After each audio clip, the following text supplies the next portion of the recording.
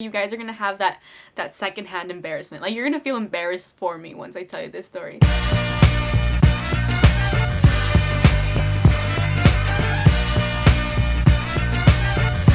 Hey guys, welcome back to my channel once again. Before I dive into this week's video, I just want to do a quick little thank you to all of my subscribers. I am finally monetized. I hit 1,000 a little while back. I appreciate all of you. All of you guys have helped me get to where I am right now. So I just want to do a quick little thank you because I hit 1,000, I'm monetized, and I'm super stoked about that, and I hope you guys are too. But if you're a new viewer and this is the first video that you're seeing of me, so my name's Ebony Pina and I make videos on the topic of beauty and entertainment, so if any of that interests you, then subscribe right now. And so now to get started with this week's video, what I'm gonna be filming today, what I'm gonna be talking about today, it's the most embarrassing thing, but yet the thing that kind of, like, the reason I'm here right now in front of a camera. This story, it's gonna take place in high school. I was a high schooler. Towards the end of my junior year, there was this, like, program thing, I guess, that my counselor said that I should apply for, because back then I was really into public speaking. Like, I still am into public speaking, but I was into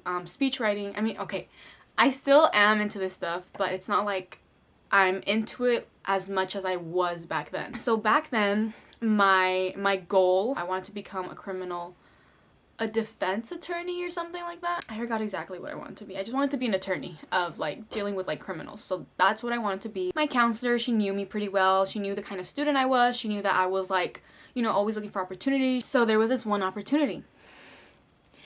And this opportunity, you know, I was in the middle of class and I got a letter saying, you know, what basically it is, like what the program is. And in my head I was like, oh, that sounds cool, but I was also like, I'm too busy, like I don't think it's worth it, you know. It seems like it's something that'll like that I wouldn't get into. A few days later, I have to go to my counselor's office because I have to do this whole, like, I don't know, class change or something. And I sat there and I waited for her, and then she was like, oh, how can I help you? And you know, I told her, and then she's like, hey, by the way, did you see, you know, the letter that I sent you while you were in class? I'm like, yeah, I read. And she's like, what do you think about it? I'm just like, instead of saying nah right off the bat, I asked her, I'm like, can you, like, explain the opportunity more to me? And so she did, and when she did, I was, like, actually interested at that point. I was like, oh, that actually sounds kind of interesting. Like, what do I need to do? She told me what I needed to do. So it's called a brag sheet, and basically I talk about, you know, things I've done, my achievements, you know, the kind of person I am, blah blah. So I went through this whole process. Oh wait, I didn't even tell you guys what the program is. Okay, so basically what the program is called, it's called Girls State. If any Girl Staters are watching this, you might remember me. You might remember me, so keep watching the story so you guys know. Oh my gosh, okay. Oh my gosh, I'm gonna get red at one point. I already know, like, I think I'm already blushing a little. Okay, so it's called Girls Day, and basically what Girls Day is, has anyone here heard of mock trial? Maybe some of you have, maybe some of you haven't. It's similar to mock trial, and for those that don't know what mock trial is, or Girls Day, basically what both of those things are is kind of like a simulation of what, you know, a courtroom would look like in mock trial. But in Girls Day, it was like a simulation of how, you know, you would run for being a governor, you would run for, like, state positions, a mayor, a news editor, you know, all this, like, other big positions. And I wasn't the only one running. There were other girls running, so it's called Girl State. There's also a boy state, but obviously since I'm a girl, I ran, you know, Girl State. It was me and, you know, like, there was like 9 of us. How many? There was 9 of us, like, girls running. And let me just tell you right off the bat, all the other girls that applied to that program were like, they had way better grades than me. They had way better grades than me. They were more involved in school. So when I found that out, I was like, okay, I'm not even gonna get this spot. Like, I'll just apply, because I already was applying. Like, I already did my brag sheet, and that took me, like, I stayed up until 2 a.m. doing that thing. So I was already putting in effort, so I might as well just, like, finish what I started. If I get in, cool. If I don't, then whatever. 3 women came in and interviewed us individually. I was the first one to be interviewed. I looked very professional, so I looked really good. I literally, like, practiced interview questions as if it was a job. And I skipped my class to do that, which was... I was extremely nerve-wracked. Like, my heart during the whole interview was in my stomach. And I was just smiling, you know, faking it, right? But I was a nerve-wrack. Like, I was so nervous. And so they didn't even ask me interview questions. Like, the ones that, if you were to look up on Google, like, job interview questions, you know, to practice if you're gonna have a job interview, they didn't ask any of that. Like, literally none of that. I remember they did ask questions like, do you know the national anthem? No, not the national, sorry. Do you know the Pledge of Allegiance? And I was like, no. I didn't know it. Some of y'all might be like, why, you don't know the Pledge of... No, I don't. The last time I remember I said the Pledge of Allegiance was in 1st grade. Like, it's not required anywhere. Why would I memorize it? So come at me if you will, but basically for that, you know, they asked me and I was like, no. And then she was, when she asked me, I was like, oh great, there goes my chance. Like, I'm done for. And then she was like, well, you need to know it. And I was like, well, I can memorize it. I've heard it. It's not that long. I can memorize it. And she was like, okay. And I was like, yeah. But I thought that was the end of me. I was like, dang, I'm done. And then they just explained to me what the program was. They asked me nothing, like literally nothing other than that question and another one. The other one was like, what do you think is your biggest flaw? Like, what do you think is like something that, like, your imperfection? Like, what's your biggest imperfection? Something like that. And then I forgot what I said, but I was like, oh my gosh, I have so many. So basically I started off like that, and then I like named one that was like, I think this is my like number one. Oh wait, another thing. So during the interview, they saw my letters of recommendation and they also saw my brag sheet. One of the ladies was like flipping through and she was like, oh, you know, you do this, you do this, you do this. And I was like, yeah, I do. One of the things that, you know, she was like, oh my gosh, it's so cool, was that back then I did 3 sports. I used to do soccer, kickboxing, and jiu-jitsu. And she saw how I was the captain of my soccer team for 4 years. And she was like, oh my gosh, you have leadership skills. And I was like, yeah, I do. Another thing that she really liked was that in freshman year, I won this scholarship debate speech contest on the topic of national security and like government involvement. In my head, I wasn't like, I still thought I didn't have a chance because like I'm sure the other girls also had like a ton of accomplishments. And so I was just like, yeah, like I'm pretty cool, but I mean, like, I'm not the best, you know. So the next day, you know, they called me and they were like, hey, that they want me in the office. And so I got up and I started walking towards the office and like my heart was pounding. I was like, is it about that? Is it about that? And I was like, just get prepared, you know, if they say, oh, you didn't get picked, whatever. I get to my counselor and she's like munching out. She's like, oh, sorry, I didn't see you. And then she was like, I just wanted to tell you, you got picked. And I was like, I'm not kidding you guys. I burst out in tears. Like, I started bawling my eyes. Like, I was crying. I literally thought I was not gonna be the girl chosen to go to Girl State. And then in my head, I stopped and I was like, is it okay if I ask, like, why did they pick me? Like, out of all the girls, like, why me? Like, how did I stand out? And she told me that they really liked how sincere I was. And I was like, how? I mean, like, no, I was like, oh, like, yeah, but like, how, like, what made them come to like realize that? And she told me that it was when I answered the question, what I think is my biggest flaw. That all the other girls were like, I'm perfect. And I was the only one, or not the only one, but I was like the one that, you know, was really honest about it. I'm getting to the main story. I'm getting there, but I just had to do this whole background thing so you guys like understand it. What I just said has a lot to do with what I'm gonna say with the end, with all of this entire video. Like, everything matters in this story. So after I did that whole paperwork, you know, the day came around where, you know, my parents had to go take me to the place where I'm gonna be staying. I stayed there for I think 5 days, from Sunday to Saturday. 5 days. Now that we're here, here's where it gets embarrassing. How the event was, you were placed in a city, and that city had like, I don't know, 16 girls. The city was the girls you got the closest to. And then there were other cities. There were more cities. So every girl was placed in a city. And then there were counties. So in a county, there were like 4 cities in one county, about. And then there was the state, which is basically all the counties. There were, I think, 4 counties. And there were like a lot of cities in, you know, each county. You first ran for city positions. So, you know, some of the girls from my city, they ran for, you know, like mayor and like accountant and like treasurer and other stuff. And I wasn't really like into the city positions. I was like none of them really stood out to me.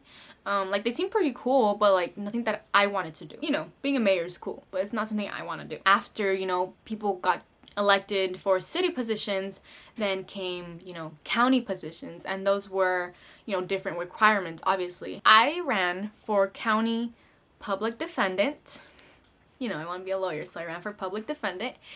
And obviously I didn't win. I was like, okay, whatever, you know, no big deal. Like, the reason why I wanted to run for stuff was because, you know, I'm here. I might as well get the experience. We had to give, I think, a 30-second speech, and those speeches, like, you know, they suggest that you just do them like on your notes on your iPhone, and when you're giving the speech, you can just read off your iPhone, like, you know, give the speech. And so that's what, you know, everyone did. And then obviously there were other positions in that county thing, and, you know, some people won, some people lost, whatever. And then came the state positions.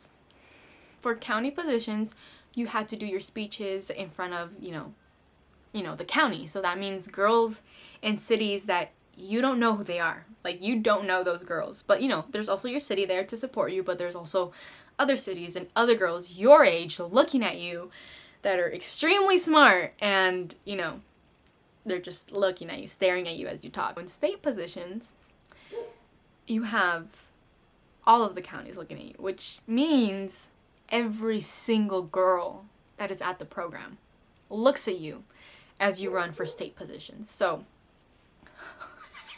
So I didn't really want to run for state positions because in the beginning, the people that are in charge of the whole program, you know, they let all of us girls know that once you run, you can't really, you can't like be like, oh, I was kidding, I don't want that spot anymore. No, once you run, and if you win, you're stuck with that until the whole event's over. Because of that, I was like, I don't really know if I want to run, because if I end up getting stuck with that, then I'm not ready for, like, I'm not at the same level as all these other girls. Like, I'm not that smart. So for state position, I wanted to run for, I think it's called Attorney General, or maybe it's General Attorney. It's either Attorney General or General Attorney. One of those two. That was the state position that I wanted to run for. In my head, I was like, I'm not as smart as these girls, and I know for a fact an extremely smart girl is gonna run for General Attorney or Attorney General, and I'm not gonna win. Like, I'm not. It's just, I'm just gonna go for it, and I'm not gonna win. And that'll, you know, that'll be, I'd be satisfied after that. That I ran, I didn't win, okay, at least I tried. Like, that was my mentality. To run for a state position, it was a whole lot more work. There was a point where they put us all in like in this grass field, and there were like tents in places, and there were activities. And then one of the activities, like if you're running for a state position, this is what you have to be doing. So they gave us a sheet of paper, and they said basically like you have to have people like not, I don't know if it's nominate you, but it's like write their name on the sheet of paper, kind of like supporting you. Like, I want you to be in that position. I forgot what that process is called, but basically they, you know, they were writing their names on the paper. And so like they can't write their name on Attorney General runner twice. Like, they can only pick one Attorney General. The people that were running the program, they advised everyone, it's like, you have to remember who you write your name on so that you don't like basically disqualify someone because you wrote your name on two people's paper running for the same position. Once we got into the theater where everyone was sitting, they announced who are the runners. So who did their paperwork right, who got the, you know, the right amount of signatures, blah, blah. And they went through, you know, the state positions, and they said, these are the runners. So Felicia, Karen, Becky, Natasha are running for governor. I don't know. Once they got to my position, they only said my name. They only said my name. Something that I forgot to say, we were divided. The state, which is, you know, all of the counties, we got divided into two. So think of it as like Democrats and Republicans. But obviously in that program, just to not, you know, cause, you know, conflict and stuff, they gave us like rainbows and diamonds. I don't know. So it's like, you're the rainbow group, you know, so you choose your rainbow representative, and you're the diamond group, so you choose your diamond representative, and then rainbows and diamonds kind of go against each other, kind of like, you know, how elections work. So you have the Republicans, the Democrats, and, you know, they each choose one and then they go against each other. That's basically how it was. So we were divided. I was the only name chosen because I was the only one that did my paperwork right. The other girls that ran didn't do their paperwork right, which meant, it didn't mean that I was chosen for the position, but what it meant was that they were all like disqualified, and if they wanted to actually, you know, run, they had to do a write-in, which didn't give them an opportunity to give a speech. And that speech means a lot because it's like all the other cities that don't know you, they get a chance to hear kind of like what you'd offer if you were chosen. And all the write-ins didn't get that. I was the only one that was able to give a speech. So all of the audience, like, I'm the only one they can associate with. So they were like, oh, okay, so she's the only one that gave a speech. What she said was pretty nice. I'll just vote for her. There were like 5 other girls that were gonna run, and they were really smart. Let me just tell you that every single girl at that place was extreme. Like these girls could actually take the spot, like, of the people in our actual government. Like, they were that smart. Nobody at my school could compare to these girls. Like, because I was the only one that was able to give a speech. I was, you know, people chose me. I won a position that I had no idea I was going to win. Like, I literally kind of just went for the position hoping to lose. I actually have to compete with someone that knows what they're doing, and that's where the story begins. So here's where the story actually gets embarrassing. Now I have to compete with someone, and I'm not gonna be able to, like, say a speech. The audience can now, like, they were able to ask me on the spot questions. There was so much put into one question. They asked us questions about, like, immigration, about healthcare, about, you know, women, and they asked us questions about, like, environment and, like, health and, like, you know, literally, like, think of the questions that in a presidential election that they'll ask a president. Like, that was basically the questions they were asking us. Let me just tell you.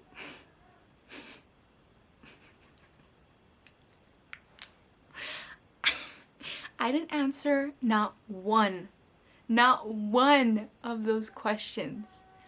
Literally not one. Every time I was handed the microphone, I was just like,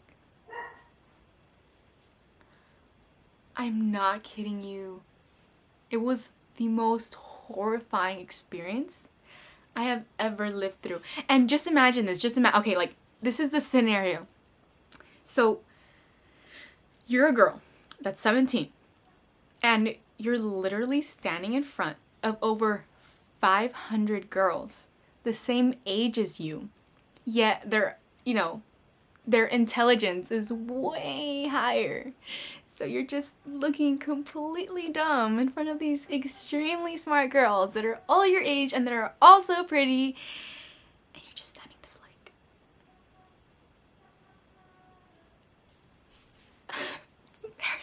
like... No, and then here's the worst part. My opponent answered all of the questions. She answered all of the questions, and not just like a, yeah, I'd give the homeless food. No, she had like numbers and percentages and like facts, and she had a freaking notebook that she was like reading off of. I was like, what are you reading? Did you know what they were gonna ask you? Like, I did not understand how was she so prepared? Let me just tell you this. It wasn't just like 30 seconds, like how much like the speeches were. No, this lasted a full hour. A whole hour. 60 minutos. I was just standing there, unable to answer questions for an hour, while this girl, this Mrs., built computer in her mind, knew the answers to everything. Like, I didn't know what to do. I was just standing there like, I wanted to cry on the spot. Like, I literally wanted to just start crying. I didn't answer any of the questions for a whole hour. You know, every time she handed me the microphone after she responded, everyone would just stare at me as I said nothing, and then I was like, okay, here. I can't do this. Like, I even said the microphone, like, I can't do this. And then I would give her back the microphone. And I'm surprised that I didn't, like, actually break down. Like, I literally wanted to run off the stage and, like, go to the bathroom and just start bawling my eyes. Like, I wanted to do that. But I think at one point, like, I realized, like, okay, this is gonna be over soon. An hour is long, but it's not forever. Like, it'll be over soon. So obviously she was the one chosen, you know, to be general attorney, whatever. And I didn't care. Like, she deserved it. She's super smart. But I wasn't laid off the hook. Like, literally, like, they literally stuck to their word when they said that once you run for a state position, you can't, you know, be like, no. I had to study for this court case that we're gonna do at the very last day. It was the Lemon versus something case, basically dividing, you know, the government with religion, and, you know, how, like, something about, like, how that has to also be applied in schools, like, why schools shouldn't do prayer or something like that. I don't know. I've never heard of the case before, ever. Apparently, all the other girls have. The general attorney, the one that won, is gonna be basically defending the winning side, and then the one that lost is gonna be defending the losing side. And so I was like, what the hell? Like, just let me leave, please. I felt, like, extremely stupid because I couldn't answer any question, and then at the end of the day, after I lost, like, I still don't even know, like, what's required of me as a, you know, I don't even want to say the word, like, as someone that lost. I don't want to say the loser.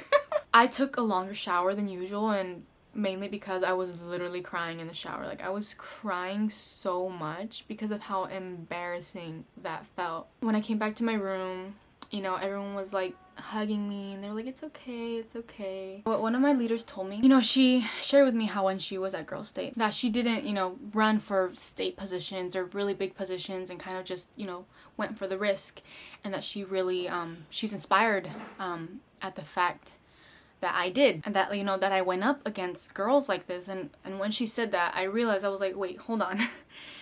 I just registered everything that just happened, but in a different way. These girls, the girls that ran for state positions, the girls that come from, you know, different parts of, you know, California, they've trained their whole life, or maybe not their whole life, but a very large part of their life, you know, with this stuff. There's, you know, not a class in my school at that age that offered, you know, that. And even in senior year, like, nobody teaches you that much. It's like that, as much as they knew. I went head to head with someone that knew what they were doing, with someone that obviously I did not stand a chance against, like, at all.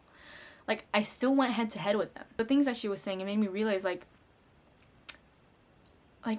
yeah, I may not be that smart, but I'm really that brave. Nobody else that ran for state positions was like me. Everyone else that knew they didn't stand a chance, they didn't even want to run because they were like, I don't want to deal with losing. Like, I was like, I want to deal with losing. I want to lose. I want to say I ran and I lost, but I still ran. You know, I wanted to say that. After I had that realization, like, wow, I'm really brave. Like, I really did do that. Like, I went head to head with an extremely smart girl, embarrassed myself for a whole hour in front of over 500 extremely smart and pretty girls my age, and I did not once cry, but instead did the complete opposite. Literally smile, stand my place, and just look like, okay, I'm here, whatever. I turn around and she has 3 rocks on my bed. There was this thing at that place where it's like, if you find a rock that's scattered around campus, you can keep it, you can take it home. And so these rocks had designs on them. I never found one. Like, I didn't. And to be honest, I never really tried to look for one. Like, I didn't care. But she showed me 3 rocks and she was like, you can choose one, you know, if you haven't found one around campus. I was like, okay, you know, I was still like, you know. So I turn around and I see 3 rocks, and they all look really cute. Like, they have quotes on them. I think one of them had like a little drawing and then a quote. But this one in my hand stood out to me the most. Like, it was, like, even now, like I want to cry. Like, now that I read it and I remember what, you know, I went through there and how much that changed me. Like this rock, it's just like, it just has so many, like so much meaning to it. It brings back memories, and it makes me realize like you're literally who you are right now because of what you know you just went through. So this is what it says. I hope you guys can read it. On my little thing it's backwards, but I think you guys can see it. So it says, "You are here for a reason." And after her talk, and after I saw that rock, and after my new realization of the, you know, of the whole incident, I realized that I was chosen to go to that program for a reason. Like, I was going to discover so much about myself at that program. And when I had first been chosen during my junior year, I had no idea about that. But it happened for a reason. I lost the public defender for county for a reason. And I didn't know what was the reason, the day I found out I lost. And all the other girls that ran for general attorney, they got disqualified for a reason. They had to be write-ins for a reason. And I won. And I had to compete against someone that was clearly way smarter than me, that knew her stuff better than I did, for a reason. And every time I look at this rock, and every time I remember what I went through there, and every time I, see where I'm at today, I realize that that reason was, basically to straighten my path. Things really do happen for a reason. And I'm a Christian, so I not only believe, things happen for a reason, but God does things for a reason in our life. And, everything I've been through, all the embarrassment that I felt in that situation, like, He did that for a reason. Because now, like, if it wasn't for that, I would have never started YouTube. I would have never been as confident as I am right now. Like, yeah, I was a confident person since such a young age, but that was just because of the kind of person I am. But now it's just like over the top confident. Like, I'm just really aware of myself, and I'm really humble, obviously, because I know I'm not the best one out there. I am not the smartest one out there at all. But, like, I have my own individual talent. It was an embarrassing thing to experience and live through and to even think about. Now it's like, I'm so thankful that happened. Like, I really am. If it wasn't for that experience, I would probably be, like, in a worse spot right now. Probably in law school, like, crying and being like, I don't belong here. Why am I doing this? It's like, yeah, you don't belong there. You belong doing other stuff. Now I'm studying business because I'm gonna be a businesswoman. Obviously, something can come along and, like, change my path. God is always working wonders in my life. He could always come and swoop in and be like, you're not gonna be a businesswoman or a lawyer. You're gonna be a pastor. Maybe that's what He wants me to do. I would love that, actually, but I'm putting everything in His hands. I think the takeaway I really want you guys to get from this story is that the things that happen in your life that, are bad, embarrassing, sad, depressing, anything that's negative. In the moment, you might not realize, like, why it's happening. Like, what did I do to deserve this? But it's like, maybe you didn't do anything. This is just to help you instead of to hurt you. As humans, we get so fixed up in this mindset where the bad things that happen to us, they're only bad. That's the only thing they are. It's like, they may be bad to us in the moment, but once it's over, you realize that it was actually a good thing. It was something that made you a better person, that changed your mindset, that, that just saved you, maybe. But just know that soon it'll be over, and once it's over, you're gonna look back and you're gonna realize how that helped you and how that was actually a good thing and not a bad thing like you thought in the moment when it was happening. And I hope this, taught you guys a little bit about me, about the person that you're seeing on the screen, the person you're subscribed to. Hopefully, if you haven't subscribe right now. Like this video. And also, if you're not subscribed to my channel yet and you like watching videos on topic of beauty, entertainment, makeup, skincare, DIY, skits, comedy vids, any of that, maybe some more story times if you're someone that really likes story times. I have a few more. So go ahead and check out my YouTube channel, subscribe, turn on my post notifications so you don't miss any of my videos. Come back every Wednesday because usually every Wednesday I post. Sometimes it's every other Wednesday, but usually every Wednesday. There's something for you guys to watch. I will see you guys on Wednesday for another really cool video.